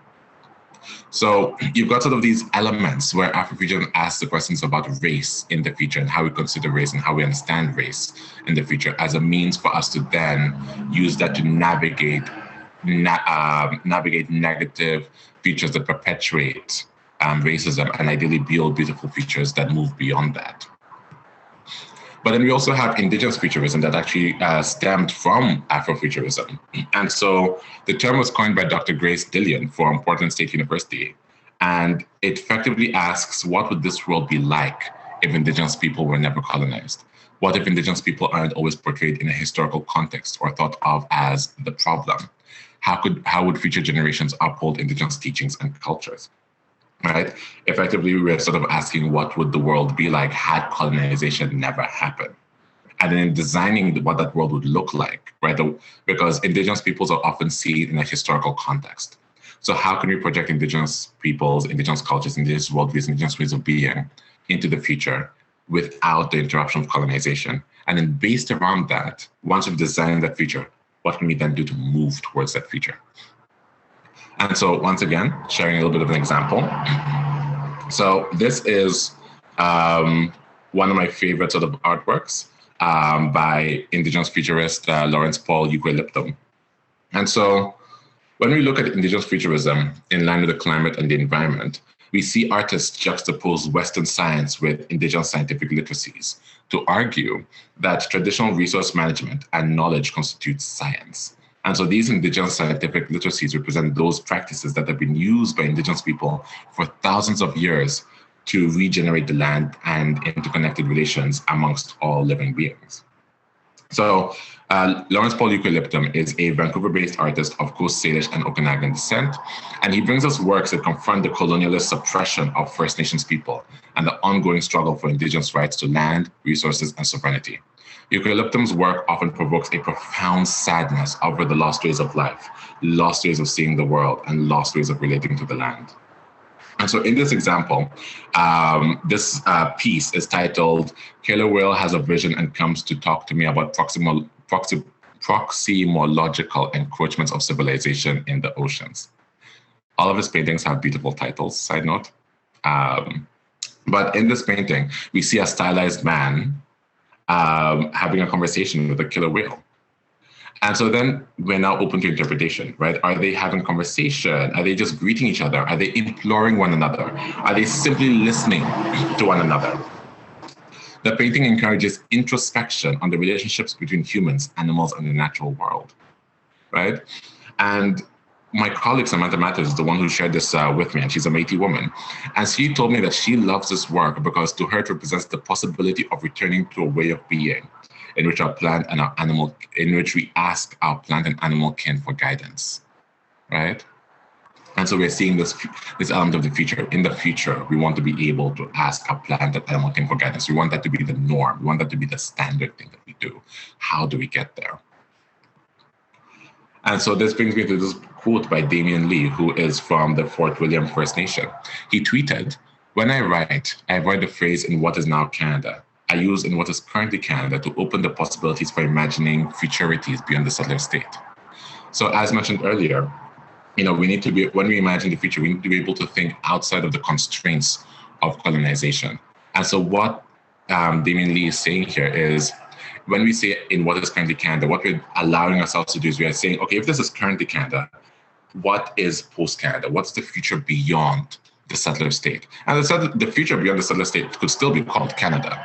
But that is not sort of what is in question. What is in question is how can we imagine our lives without the constraints of colonization, without the constraints of the systems that we've built, so that we're able to then recognize what systems we need to undo, what systems we need to malleate, where we need to start. Because as William mentioned, we want to start with the small goals, but to be able to start with small goals, you need to know what the long-term goal is. And this allows us to start being able to imagine long-term goals without the constraints of our present realities. And so to end off, I want to finish on a note on ancestral accountability. And so ancestral accountability comes from Métis teachings. The Métis, but also many Indigenous groups, right? Many Indigenous and also non-Indigenous groups hold teachings where we believe that we hold responsibilities through the work done by our ancestors, and that manifests in many different forms. But in a Métis sense, we are talking about how it's important to be able to recognize the people who came before us as a means of understanding what our responsibility is to the present day and to the future generation, right? So what are your responsibilities to the children whose lives you're impacting and you're influencing through your work? And so to understand ancestral accountability, the first piece is recognizing who our ancestors are. And so we've got our direct ancestors, right? So your grandparents, parents, great-grandparents, etc. That's standard. But in addition to that, you also have your community ancestors. And so what that means is people who you share an identity with, who came before you, who acted either for the benefit or the detriment of the community, are your ancestors as well. And this is especially important in a settler colonial country like Canada, because for a lot of us, we are first generation, second, third generation. But we are still responsible for reconciliation, even if our ancestors were not responsible for residential schools, right? And so that's a recognition of the sense of community, our community ancestry, recognizing that people who came before us set the stage for us to be able to do what we're doing today. And so we need to start building that stage for the next generation.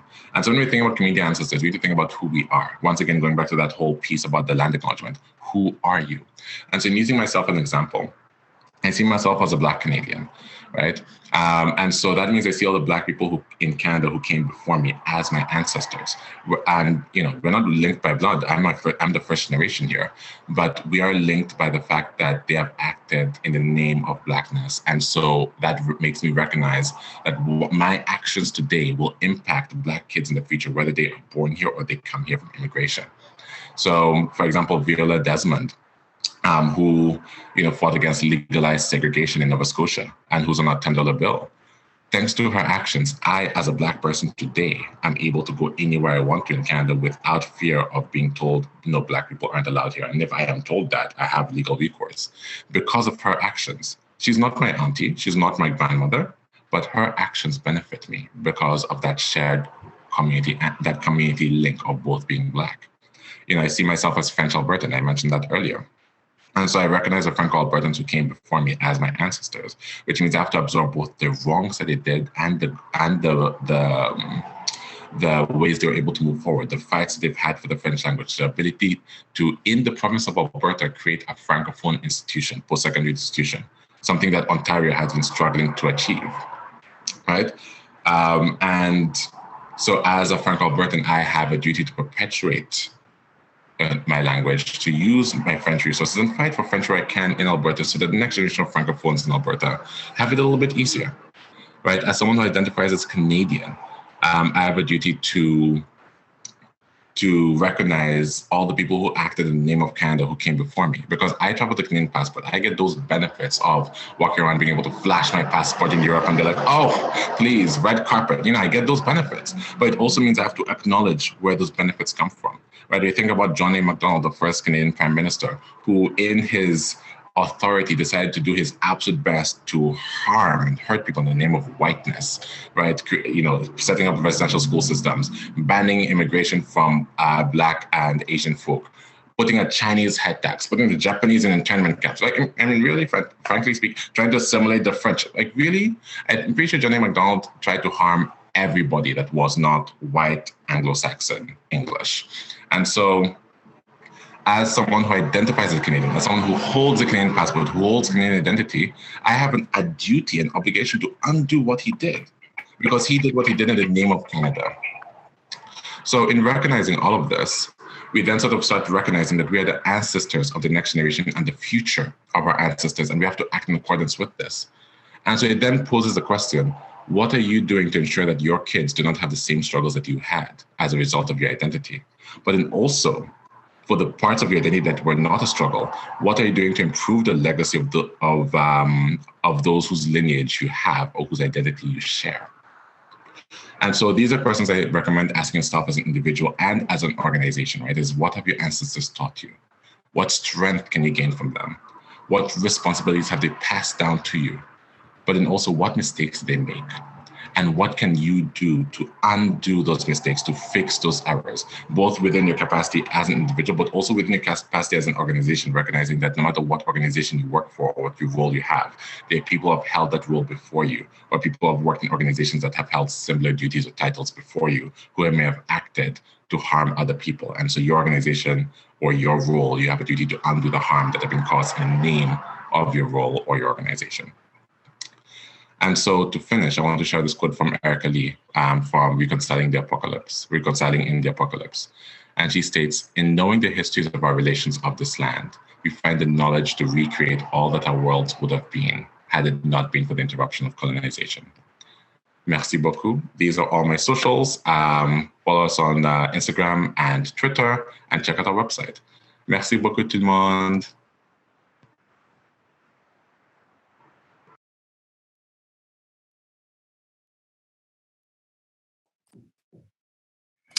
Hello, I'm just trying to get my camera to come on.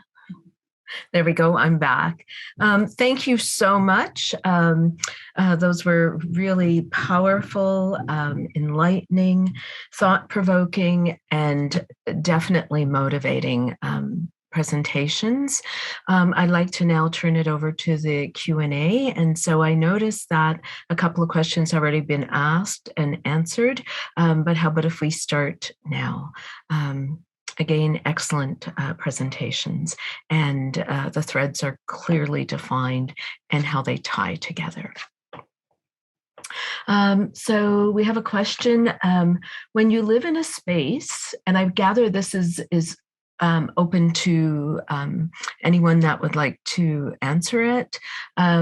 When you live in a space where not all communities are equal, how do you make connections with the space you have that is green? Green is pavement. Or when leaving, hang on, let me just slide this to this. There we go. Now I can see it, I think. Or when leaving that safe chain link fence, you are opening up to a space of unsafe environment. How do we start these conversations with educators, parents, especially when there is only one who is having these conversations? Great question. Who would like to tackle it? hang on. I can start. Can you hear me? Loud and clear. Perfect, Chloe. I think, it's always helpful for me to go back to that capital L land, and that we are land and our communities are land, and we don't have to go outside of our cities or communities or even ourselves to find connection that we need. And so there's a few ways we can do that. And one is definitely bringing elements of the outdoors inside and being really creative with your indoor space if you don't have a safe space close enough to you outdoors. So bringing in different natural elements and loose parts and creating a camp-like setting within an indoor space is an option. You can also always connect with land, even if you're just in an area that has pavement.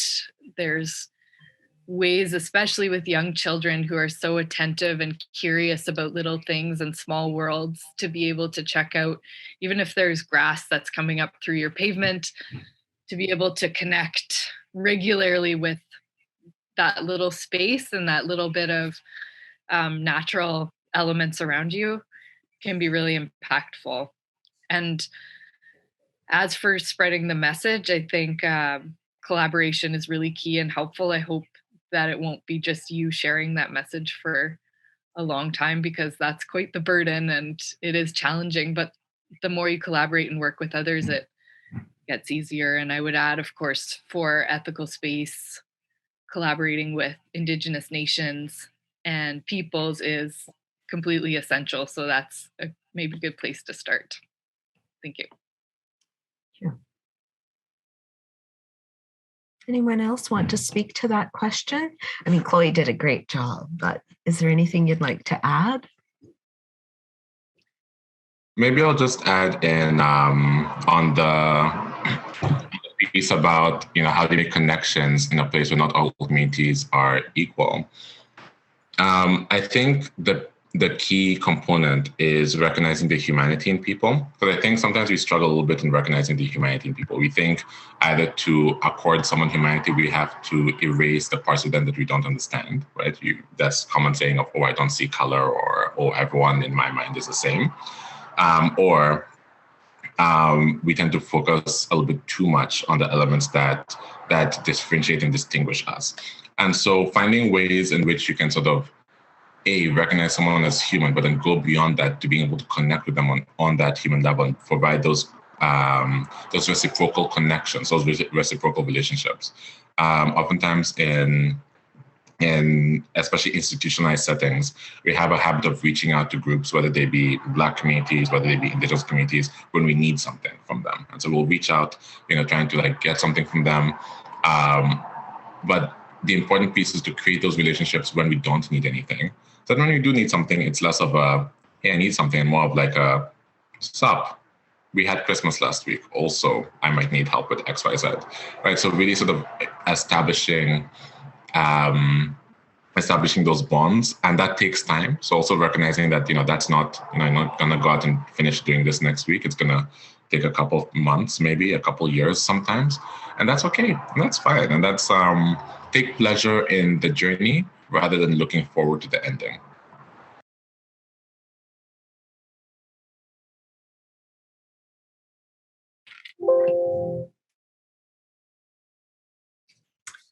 Thank you. I also have a question on, let's see what we can do here. We have so many questions, actually. Any suggestions, and this is to the panel, any suggestions for ethical space consideration in large urban centers? So something very specific that includes multiple Indigenous peoples.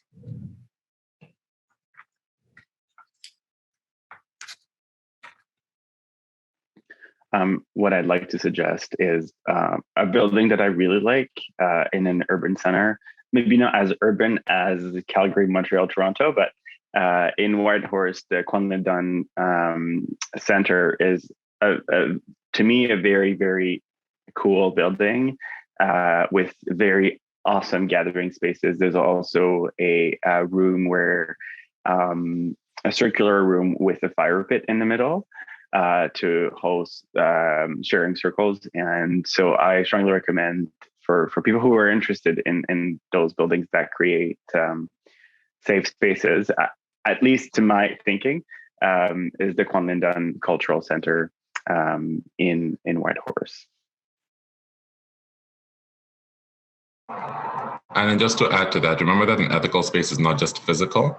There are a lot of behavioral elements to an ethical space as well.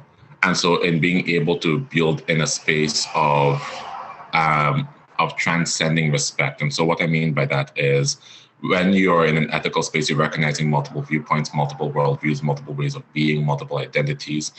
And so you're building a space in which people feel free to express themselves, but also recognizing that all their words, all their contributions, their knowledge, their talent will be influenced and impacted by, their past education, by their past work experience, but then also by their culture, by their identity, by how they grew up, by their socioeconomic status, all these different elements.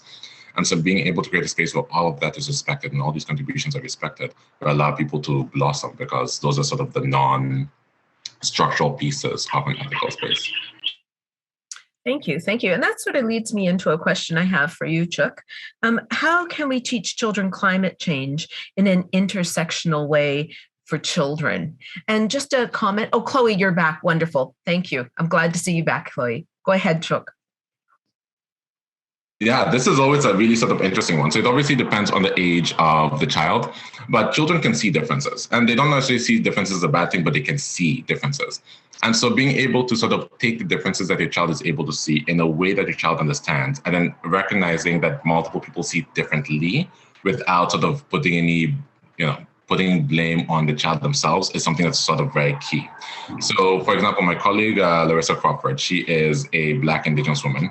Her daughter, though, her daughter is white, still Indigenous, but her daughter is white. And so her daughter already sort of recognizes this, right? She, Larissa was like, "Mommy is what color?" And the daughter's Black. "And you are what color?" She's like, "I'm white." "And what does that mean?" And she's like, "It means that we are family, but we are different." Right? And so the daughter sort of recognizes those differences, and being able to enable someone to recognize differences in a non-negative way then allows you to enter those conversations of, oh, because mommy is Black, sometimes people will say things like this to mommy. It is not your fault, but if you see someone do this to someone else who is your age, tell them to stop, because it can be hurtful, right? And so you've got sort of those little elements, right, where you're teaching kids to not bully based on race, but by still acknowledging and recognizing differences.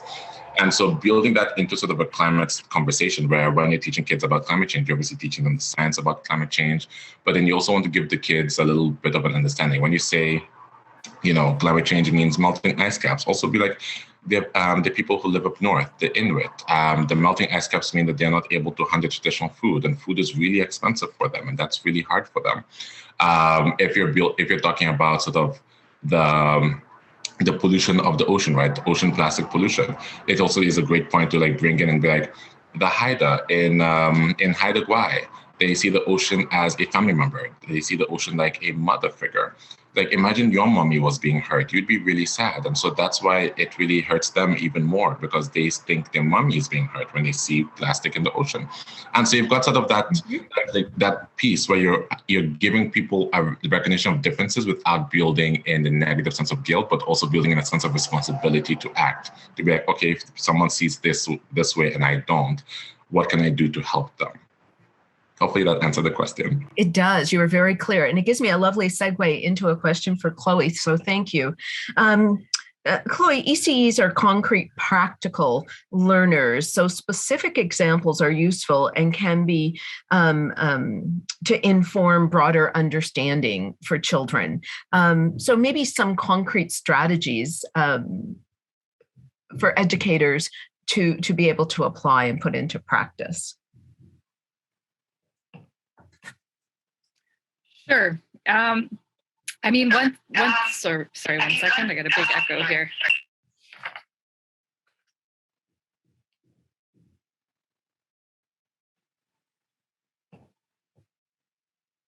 Can you hear me now? We can. Perfect.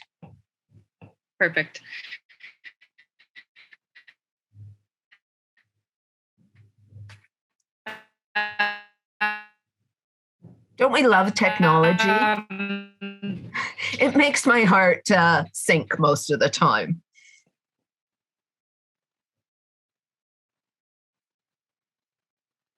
You're frozen right now, Chloe. We can hold that question if you like, and I can go to William because I have a really good one for William as well right now, and then come back to you. Is that, how do you feel about that, Chloe? Can you? Sometimes the winds just shift on Moose Island and the cell booster doesn't work. So we'll let the winds shift again. Okay. Oh, wait. Okay, I'm going to give you the question, and then when Chloe returns, I will. So William, thinking about climate change, and as I mentioned, way back in the 80s, I was talking about global warming and trying to educate greenhouse gases. We know that we're not moving fast enough on climate change. We know that. How do we accelerate our change-making efforts, and how do we become better advocates for change? But also, how do we impart this to children without terrifying them? That's a loaded question. I know.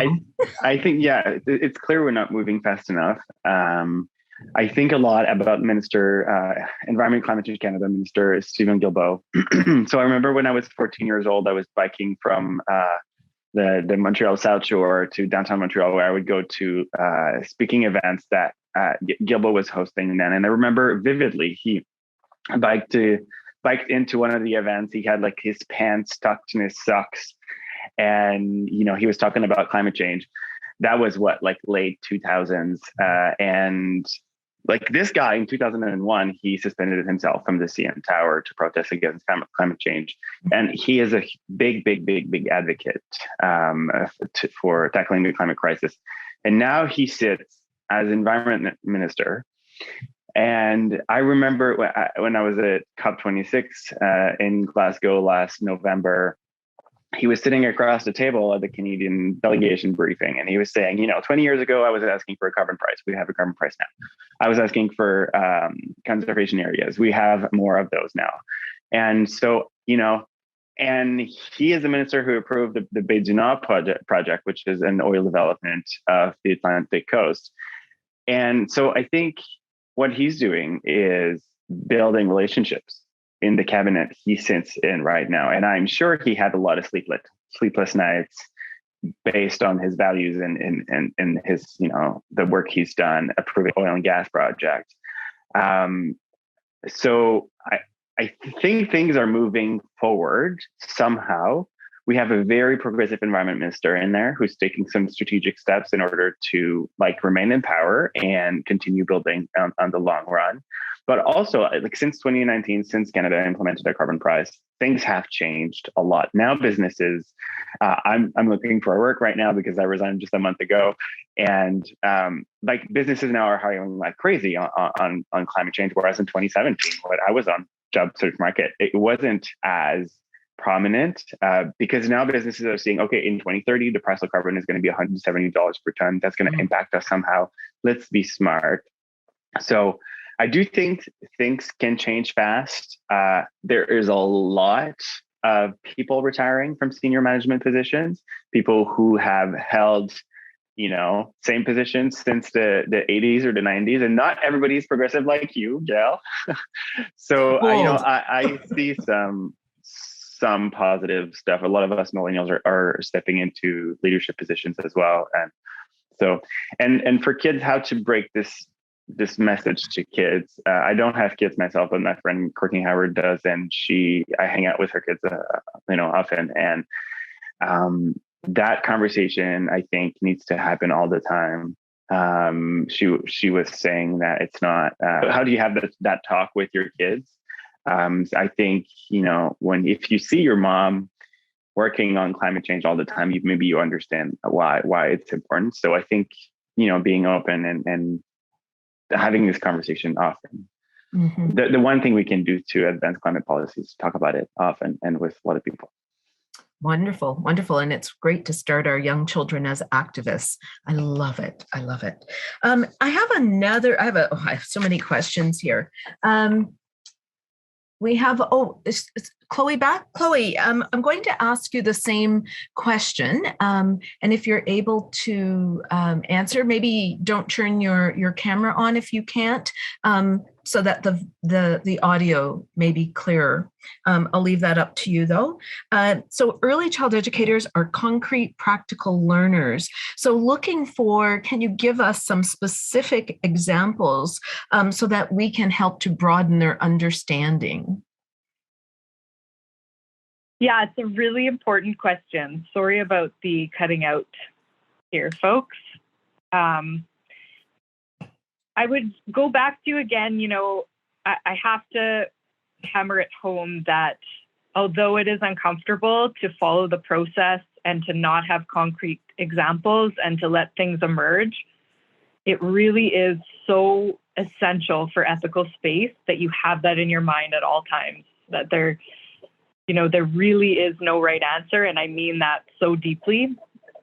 I think there's a variety of things that you can start to focus on. And one for sure is yourself and your own connection. I really liked what Chúk was saying about embracing our differences. And I think understanding yourself and where you come from is a really key step in ethical space, because you are bringing something that's unique and it's beautiful, and you don't have to be something that you're not. In fact, you should be the most you that you possibly can be. And then you're coming to this stage with all that you possibly can.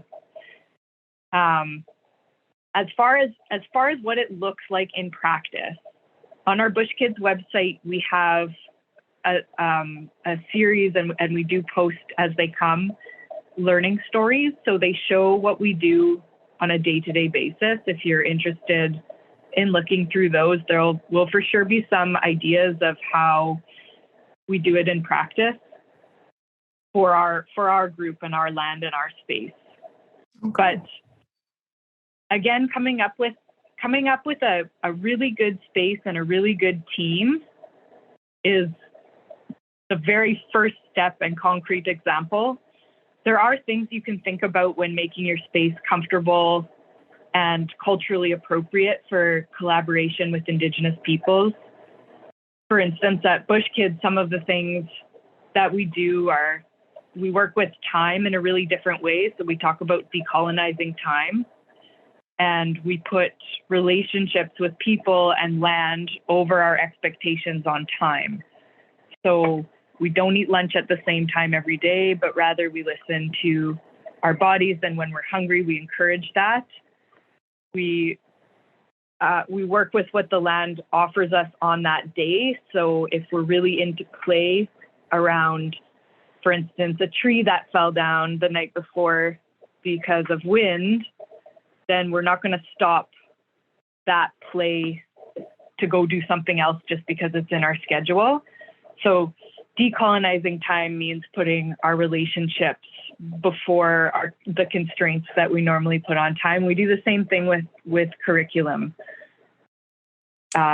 We make sure that we respect the people and the land in the space before any expectations we have for the day, for learning, for where kids should be.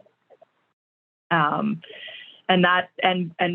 we do that, and we also make sure we have many relationships to follow. So we're always inviting different community members and making the space a communal learning where many people in the community are responsible for the learning of our young children. And, all of this comes from the fact that I work to make decisions with my co-founder at Bush Kids, who is non-Indigenous. And so we do consider the Western curriculum and ways of doing and learning, and we consciously consider what the Indigenous alternatives to that would be, and we make our decisions based on that. So we do go back far in the decision-making process before we figure out what ethical space actually looks like for us at any given moment. I hope that makes sense. It does. And as you were speaking, my question to you is, do you take internship students? We have wonderful internship candidates for next year, possibly. So we'll stay in touch. But we have one more. Thank you. That sounds good, because I know many will be interested.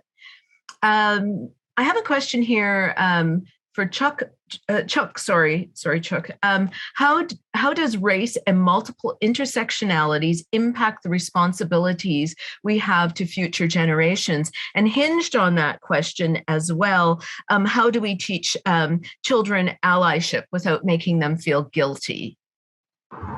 Yeah, absolutely.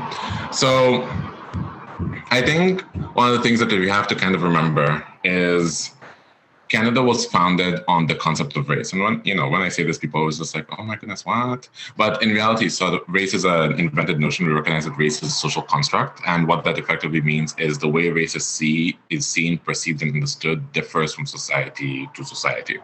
And so the way, race is seen in Canada, for example, is obviously very different from the way it's seen in the States, which is very different from the way it's seen in the Caribbean, which is different from the way it's seen elsewhere. And so in recognizing that race is a created concept, we then look back to when the notion of race was first created. And this was in about, the 1400s, at the start of colonization. And so there are countries that are older than the notion of race that can look to their past to imagine what a post-racial future would look like. But since Canada was created after, the 1400s, it means that race has been embedded into every sort of fabric of the way we've designed our society. And so as a function of that, it also means that we need to be able to be critical in the ways in which we walk through this world, recognizing where we hold societal power and where we don't hold societal power, because each of us, we have elements of our identity that do hold societal power and elements of our identity that are either pushed aside, oppressed, or not as well sort of seen or perceived by the same society. And being able to recognize that and articulate that allows you to navigate what your responsibilities are. So effectively, using myself as an example, I'm Black, I navigate the world, I navigate Canada as a Black man, but I'm socioeconomically well off, and I am still a man. And so there's elements of my identity that hold power where I then recognize that as a man, I have a duty and a responsibility towards people who are women, people who are non-binary, people who are gender non-conforming, because that's where I hold societal power and that's where I hold societal influence. Whereas, I don't really hold societal influence or power as a Black person. And so in that sense, then I expect a white person to step up and be using sort of their power and their privilege as a means of creating change. And so teaching that same thing to children, but using children's language is incredibly critical, allowing kids to sort of recognize when they're being treated well, when they're not being treated well. That's a large component, right? You want your kids to know when someone is being disrespectful to them, when someone is being creepy, when someone is not the vibe, essentially. And so for racialized kids, we do get taught that because that's a safety thing. Right, your parents want you to know when you're experiencing racism because that's a safety thing. But white kids often don't have to think about that. And so we grew up with this notion that we have, we use the term people of color, for example, because when we use people, that's automatically white. But then when we use people of color, that's non-white people. And so we sort of look at the ways in which we try and understand certain things as normal, and then all these other elements as exceptions to the rule. There's this really amazing book, it's in French, by Liliane Thuan, who was a French footballer. And so the book is called La Pensée Blanche, and he talks about a conversation he had with one of his white friends, really good friend of his. And he called his friend and he was just like, and he asked his friend, what am I? And the friend is like, oh, you're a Black person. He's like, cool, what are you? He's like, oh, I'm just like a French person. He's like, I'm also a French person, what? Right, so it's allowing your kids to recognize who they are. That's number one. Allow your kids to recognize that they are white, that they are, of whatever origin or whatever descent, and other people have different colors and other people have different origins, and that's okay, and that's completely normal, that's completely fine. But then also teaching your kids, because I think a lot of people teach your kids when it comes to money. It's like, oh, you have money, this person doesn't have money. You need to be able to give. You need to be able to, give your time, volunteer, give money to charity, whatever it is. People do teach that to their kids. But now doing that in the same thing for other privileges that they hold, whether it be race, whether it be other elements of the identity, being like, because you are white, you're less likely to get in trouble. So maybe if your Black friend Bob is being yelled at by a teacher, stand up for Bob. Be nice to Bob. Things like that, elements, those sort of components, I think are critical and important. But then also, and this is a key piece, don't romanticize people, right? There's Black people who are bad people. There's people who are bad people. So let's not romanticize people, because that also leads people down sort of a wrong path. There's people who I know in person who have romanticized, for example, Indigenous people, to the point where it's like an Indigenous person can do no wrong. And it's like, no, they're still people with flaws, right? Well said. Thank you. Thank you. And that was a very two-pronged answer, and you did a great job. Well, I thank you to a big thank you to the panel. And as I said, it was very enlightening, thought-provoking, but also very motivating in the sense of inspiring and calls to action for us. So thinking about our topic today, climate change is never an easy topic to discuss or learn. You have those that still believe it's a fallacy, and they will continue to have people that we need to educate for they'll believe those things. And it really hurts when we start thinking about the impact on the world, our children, our future of our children, our families, the world, the plants, the trees, etc. And often after learning about consequences of climate change, we ask ourselves, what is possible? What possibly can I do to change the course of the earth that it's currently on? And this often leads to feelings of sadness and despair. However, after listening to the panel, as I said, I was anticipating this and just really great joy and just happiness. And I must say, I'm feeling even more elated. And I'm really sorry we're not in person, because I'd be cornering each of you now during our lunch session. So you're lucky you're not here, because you'd be stuck here until the wine session at the end of the day. But you really have given us so much, and we understand now how, you really are remarkable leaders, young people that just have a huge amount to achieve still, and you've achieved so much.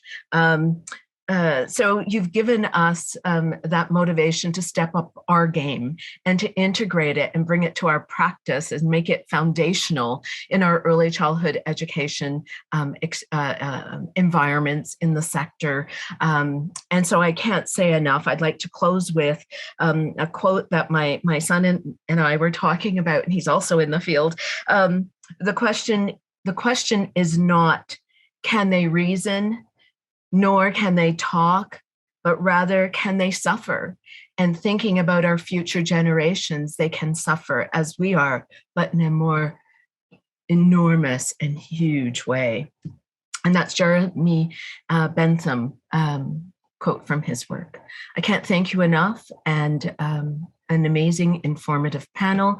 And I hope people are going to be joining us tomorrow for research in and about the environment, and we'll be looking at sort of highlights in research and the impact of climate change on children and how they incorporate climate change and land-based knowledge. So it's going to be building on, and this is the exciting thing, we have 4 days and each is going to build on today's topic, but you definitely have led the way. So accolades and thank you. This was so powerful and meaningful. Thank you.